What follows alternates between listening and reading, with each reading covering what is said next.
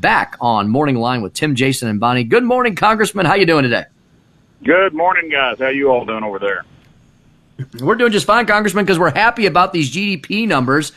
Congressman, you could hardly, if you move the dial off of KWTO or you change the channel off of Fox News, Congressman, you could not find hardly a murmur of the largest economic growth quarter in American history. It really is amazing what Donald Trump and all you Republicans have been able to accomplish coming out of this global pandemic. What was it, Roger Rabbit, whose eyes would fly out of his head when he'd see something? Look, was that? But that's what I felt like yesterday whenever I saw that number, and I just, and then I thought, well, they're going to correct it. Somebody hit it was probably 13%. Somebody hit the wrong key, but absolutely amazing. And I think I said on here last week, with 3 years and 9 months of having his head held underwater and no one on the other side, even Republicans don't want to cooperate with him. You've got all the anti-Trumpers and never-Trumpers and Mitt Romneys and the John Kasich's and the Bill Kristols and all those fine folks, Kellyanne Conway's husband, Uncle George, and just incredible what this administration has been able to do. Absolutely incredible, whether you want to say with two hands tied behind their back or heads held underwater, whatever you want to say. It's just absolutely amazing. And Nancy Pelosi was not happy about it. She was just furious. I figured she'd step up to the microphone and say, well, I restocked my ice cream, and that's why the economy was up 33%. True words never spoken. Billy, you just brought up something I want to ask you about. You're back and forth between Southwest Missouri and Washington D.C. and when you're in D.C., I'm sure you run into some of these folks you just mentioned. And do you just scratch your head, Billy? I mean, what is their problem with Donald Trump? I mean, get over the Twitter feed already, right? I mean, look at Billy. Are they not happy about everything he's been able to accomplish? It's such a long list, from peace in the Middle East to peace and prosperity back home pre-pandemic, pulling us out of the pandemic now in an historic way. I mean, Billy, what is it with these folks? Why they got such crap stuck in their craw? Derangement syndrome is real. It's a disease, and it is incurable. I've never seen anything like it in my life. To be there at the inauguration and the day after, and to walk down to the Starbucks from my apartment the next day and pass hundreds of women, turned into be 1 million women marching on Washington the day after, and they've never let him catch his breath since. It's just total derangement. It's just, they're going to have to find a lot of safe rooms for these folks after next Tuesday when Trump wins in a landslide. I think that's what's gonna happen. And I don't know if you saw Glenn Greenwald, but yes. He's announced he's forming a new media outlet this morning, and it's going to be called the Green New Wald. I love it. Billy Long. That's good. Well done. That's good. Breaking news here on KWTO. Billy, we were actually speculating about that. Yeah, our live studio audience likes that too, Billy. And we were wondering about that, and we were actually prognosticating that might happen. Billy Long telling us that it is going to happen. And Billy, that's fantastic. And doesn't it say a lot, Congressman, when the co-founder, the creator, the publisher of The Intercept, things get so bad, and he's not a conservative by any means. He tends to be more on the typical kind of classical liberal side of the spectrum, but he's a truth teller, isn't he, Billy? And I think he's so frustrated by the fact that the liberal media does not tell the truth anymore. Oh yeah, it's just, I mean, like, I've used the analogy before. You can give them $5 to tell the truth and $10 to lie, and they take the $10.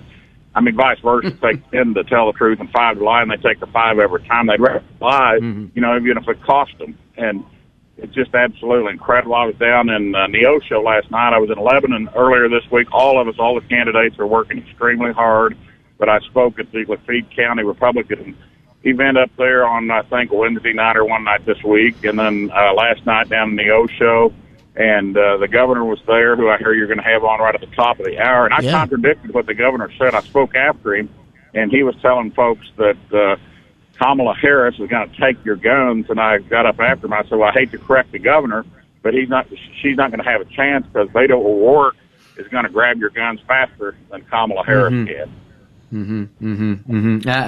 Absolutely. We talked about Robert Francis O'Rourke as well, and they've stuck him underground because they don't want to remind people about some of these issues. So, Billy, I know you are close to the president. I know you've been involved in the national campaign as well as you just mentioned. You've been all over Southwest Missouri and beyond this week as well, helping out our statewide folks, getting everybody across the finish line.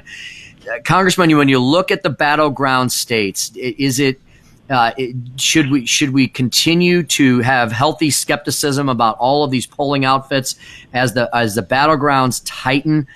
Is it looking to you like a replay, like a rerun of 2016? Definitely, I think that it might even be bigger than 2016. I think the American public is fed up with these riots and looting and with what happened in Philadelphia this week. That's not this country. We're not going to accept that kind of behavior. And the economy, anybody that looks at their 401k, anybody that looks at their job site, where they've got new equipment set in that they've been waiting years and years and years, all these small manufacturing companies, we have a tremendous amount, as you know, manufacturing companies right here all throughout Southwest Missouri. And when we did the tax relief deal, they were able to buy new equipment. They were able to plan for the future, hire more people. And, people in this part of the country are just, pretty common people. They just want a place to go to work, raise their family, fish on the weekends, have a great place to raise a family, and go on with their life. They're not asking for a whole lot. And when you see new equipment being brought into your building, you talk to all these manufacturers around Southwest Missouri, they're extremely concerned that Joe Biden might possibly win this election. And I think that's why you're seeing these huge numbers of people turning out to vote. And it's tightening up a little quicker than I thought it would in the polls because the polls are so skewed. Like I texted Bonnie yesterday, you want to know why the poll numbers are off. Well, figures lie and liars figure. And everyone, all these polls want to, skew it to where it looks like that Biden's way ahead. Trump doesn't have a chance. Stay home, Trump voters. You don't need to get out in the weather next week and come up here and vote. Hey, Bonnie mentioned you might be able to join us on election night, maybe do a quick little phone-in with us. We're going to be doing election night coverage. Could we possibly get a hold of you on election night to kind of prognosticate as to what we're seeing as the night goes on? Oh, you bet. Bonnie knows how to reach me anytime, so yeah, I'll be glad to do that. Are you going to be doing it from the studio? Are you going to be out at the different watch parties or? Studio. We'll be in the studio. Okay, yeah. Well, just give me a text. I will. 15 minutes before you want me to come on or something, and I'll get on there with you, and we'll see what's happening. But I know that last time we always set up a war room, and Tim knows what a war room is. But a war room we set up in a local restaurant, whether it's Flame or Nicolo's or Met Grill. We find a restaurant that has a private room, and we bring all of our computers and all of our staff and all of our volunteers for the campaign and sit there and watch the different tallies coming in from the different counties and keep track of everything. And last year, it seemed like, I believe we were at Nicola's last year and went in there, and it was just a disaster. I mean, it just absolutely, Trump was getting thumped, and the state, people here were in bad shape, local politicians and things. And so we went in the other room and sat down, had a bite to eat, got up, walked back in there, and it was all changed. I mean, it was Trump sweeping the country. And I think that's what you're going to see this time.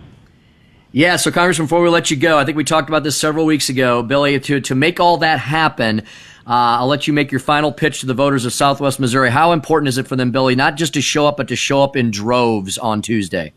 Get people. I mean, when I was a kid, when I just first started driving, I'd go get my great aunt, my great uncle, my grandmother, make sure everyone went to the polls and voted. I mean, take time out of your life, folks, to get the folks to the polls that are not able to get around as good as they used to be able to. And the 7th District of Missouri, my district, is tantamount to winning statewide. Governor Parson, like I say, spoke last night. Kirkpatrick spoke. Not Kirkpatrick, Fitzsimmons. I'm going back to but all these different folks were down there talking and down in the O show, and everybody's, trying to get everybody across the finish line. And turning out the vote here in the 7th District is by far the most important thing we can do. Yeah, it's absolutely critical. It's absolutely key. Congressman Billy Long, thanks for joining us once again this morning on Morning Line like he does every Friday. He is at Auctioneer One or at Rep Billy Long. Billy, thanks very much. Have a great election day. We'll talk to you soon, my friend. You bet. Thank you all. Thanks, Billy.